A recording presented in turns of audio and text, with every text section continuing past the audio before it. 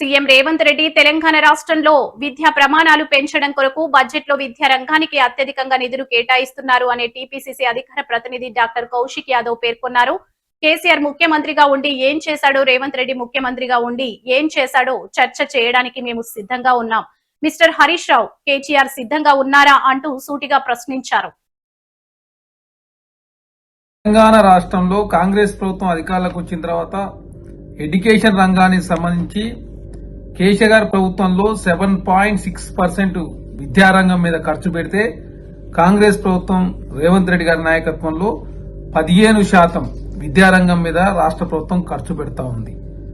అదే కాకుండా దేశవ్యాప్తంగా గతంలో కేసీఆర్ ముఖ్యమంత్రిగా ఉన్నప్పుడు తెలంగాణ రాష్ట్ర ర్యాంకు 36 ర్యాంకు ఉంటే ఇప్పుడు అది 25వ స్థానానికి తగ్గిన మాట వాస్తవం.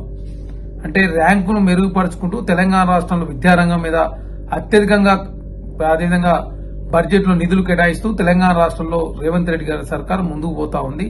దానిలో భాగంగా ఈరోజు తెలంగాణ పబ్లిక్ స్కూల్ కూడా రాష్ట్ర ప్రభుత్వం ప్రారంభించుకున్నారు.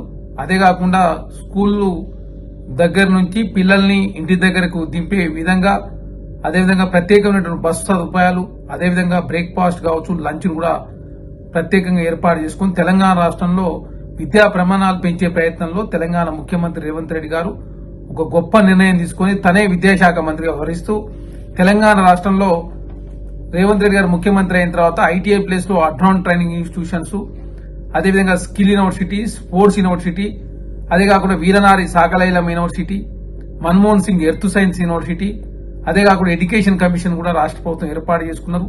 ఉస్మాన్ యూనివర్సిటీకి 1000 కోట్ల రూపాయలు కూడా బడ్జెట్ లో నిధులు కేటాయించుకున్నారు. అదే కాకుండా వీరనారి సాకలైలం యూనివర్సిటీకి 400 కోట్ల రూపాయలు.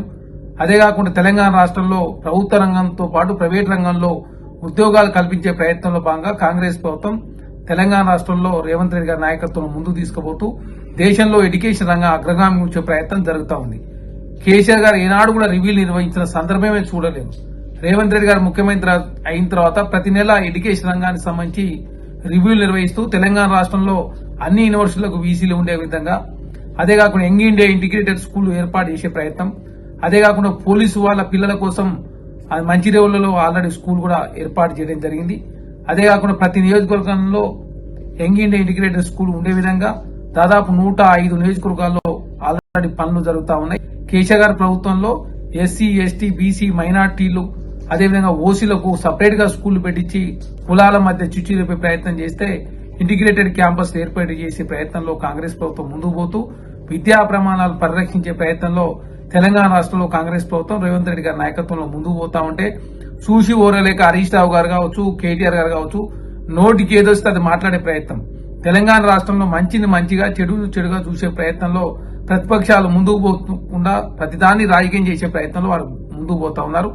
వారి ఆయనలో తెలంగాణ రాష్ట్రంలో ఎడ్యుకేషన్ దేశవ్యాప్తంగా తెలంగాణ 28 రాష్ట్రాల నుండి తెలంగాణ కింది నుంచి 3వ ప్లేస్ ఉన్న పరిస్థితి మనం చూస్తాం.